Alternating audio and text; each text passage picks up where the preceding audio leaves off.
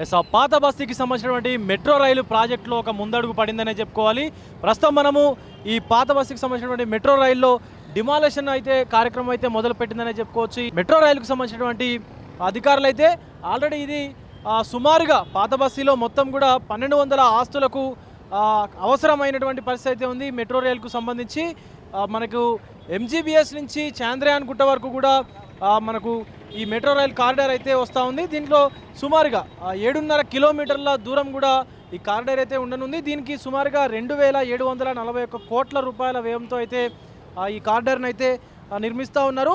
ఈ డిపిఆర్ని దీనికి సంబంధించినటువంటి మెట్రో రైలుకు సంబంధించినటువంటి ఈ డిపిఆర్ని సెంట్రల్ గవర్నమెంట్ ఆమోదం పొందిన తర్వాత ఇక్కడ ఉన్నటువంటి అవశేషం అంటే కట్టడాలు ఏవైతే ఉంటాయో ముఖ్యమైనటువంటి మతపరమైనటువంటి కట్టడాలు, అటు ముస్లిం కట్టడాలు కావచ్చు, ఇటు హిందూ కట్టడాలు కావచ్చు, హెరిటేజ్కు సంబంధించినటువంటి ఆ కట్టడాలకు కూడా ఎలాంటి ఇబ్బంది లేకుండా ఈ కూల్చివేతల పర్వం అయితే సాగుతూ ఉన్నది. ఒక పక్క మొగల్పుర సర్కిల్లో ఉన్నాం మనం. ఈ మొగల్పుర సర్కిల్ నుంచి అధికారులు అయితే కూల్చివేతలు అయితే ప్రారంభం చేశారు. సో ఇక్కడ మనకు చాంద్రయాన్ గుట్ట నుంచి ఇది ఎంజీబీఎస్ వరకు కూడా ఈ సర్కిల్ అయితే ఉండనుంది. అటు మనకు చార్మినార్ వరకు, అలాగే ఈ సాలార్జంగ్ మ్యూజియం, ఈ రెండింటికి కూడా సుమారుగా 500 మీటర్ల నుంచి 400 నుంచి 500 మీటర్ల దూరంలో అయితే ఈ మెట్రో కారిడార్ అయితే వస్తున్నట్టుగా కూడా చెప్తా ఉన్నారు. ఎందుకంటే వాటి దగ్గరగా ఈ డిగింగ్ చేసే తవ్వేటువంటి పర్మిషన్ ఉండదు కాబట్టి ఆర్కియాలజీ డిపార్ట్మెంట్ అవి పర్మిషన్ ఇవ్వదు కాబట్టి అటు అంటే ఏదైతే అవి మనకు పురాతనమైనటువంటి కట్టడాలు కాబట్టి వాటికి ఎలాంటి ఇబ్బంది కలగకుండా ఈ మెట్రో రైల్ ప్రాజెక్టును కూడా ముందుకు తీసుకెళ్తామున్నామని చెప్పేసి మనకు మెట్రో రైలు అధికారులు చెప్తా ఉన్నారు. అలాగే గత సంవత్సరం ఈ యొక్క కారిడార్ని ముందుకు తీసుకెళ్లాలని చెప్పేసి మనకు ముఖ్యమంత్రి రేవంత్ రెడ్డి అయితే ఈ యొక్క కారిడార్ను శంకుస్థాపన అయితే చేసినటువంటి పరిస్థితి ఉంది. కానీ అప్పటి నుంచి ఈ స్థలాలు అంటే ఓల్డ్ సిటీ కాబట్టి ఓల్డ్ సిటీలో ఖచ్చితంగా చిన్న చిన్న ఇల్లులు ఇవన్నీ కూడా ముఖ్యంగా వాటి అవసరం ఉంటుంది కాబట్టి సో ఈ సేకరణ కార్యక్రమం అనేది లేట్ అయింది. దానివల్ల ఈ ప్రాజెక్ట్ అయితే కొంత లేట్గా ప్రారంభమైనటువంటి పరిస్థితి అయితే కనిపిస్తూ ఉంది.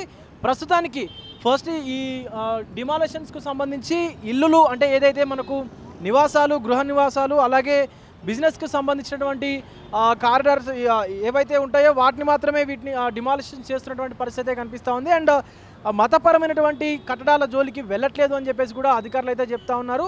సో గత సంవత్సరమే డిపిఆర్ సెంట్రల్ గవర్నమెంట్కి సమర్పించినప్పటికీ ఇది పర్మిషన్ రావడం అయితే కొంత లేట్ అయినటువంటి పరిస్థితి కనిపిస్తూ ఉంది. సో ముఖ్యంగా చూసుకున్నట్లయితే ఈ నగర రద్దీ ట్రాఫిక్లో చూసుకున్నట్లయితే మనకు అడుగడుగునా కూడా ఒక చోటు నుంచి ఇంకొక చోటుకి వెళ్ళాలంటే ఖచ్చితంగా మనకు వాహన రద్దీ అయితే తెలిసిందే. ఈ మధ్య హైదరాబాద్లో ఇంకా ఎక్కువ అవుతున్నటువంటి పరిస్థితి అయితే ఉంది. అటు వాహనాలు పెరుగుతూ ఉన్నాయి, ఇటు జనాభా కూడా పెరుగుతున్నటువంటి సమయంలో ఈ మెట్రో అనేది ఎలివేటెడ్ ఉంటుంది కాబట్టి ఒక చోటు నుంచి ఇంకొక చోటుకి వెళ్ళడం అనేది చాలా ఈజీ అవుతుంది. సో దాంతో మనకు అన్ని వైపులా కూడా ఇప్పుడు సిటీ కూడా విస్తరిస్తూ ఉంది కాబట్టి సో 4th సిటీ వరకు కూడా ఈ మెట్రోని అప్గ్రేడ్ చేయడానికి అటు ముఖ్యమంత్రి అలాగే మెట్రో రైల్ అధికారులు కూడా సమాయత్తం అవుతూ ఉన్నారు. ముఖ్యంగా చెప్పుకోవాలంటే ఇప్పుడు నాగోల్ సర్కిల్ నుంచి కూడా ఎయిర్పోర్ట్ వరకు కూడా ఇంకొక కారిడార్ నిర్మిస్తూ ఉన్నారు. అలాగే ఎల్బీ నగర్ నుంచి హయత్ నగర్ వరకు ఇంకొక కారిడార్ నిర్మిస్తూ ఉన్నారు.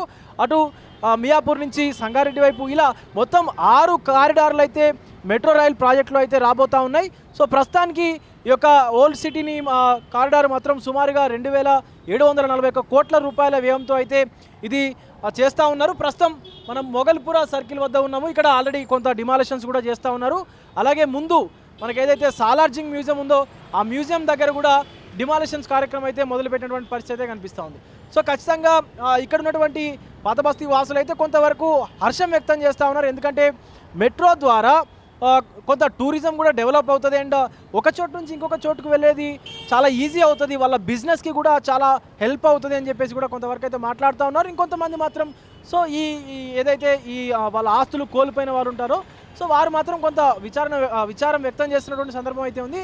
సో ఏదేమైనప్పటికీ కూడా సో కొంత మెట్రో రావడం అనేది మాత్రం ఖచ్చితంగా పాత బస్తీ వాసులకైతే ఓల్డ్ సిటీ వాసులకైతే కొంత సంతోషకరమైనటువంటి వార్త అనే చెప్పుకోవచ్చు.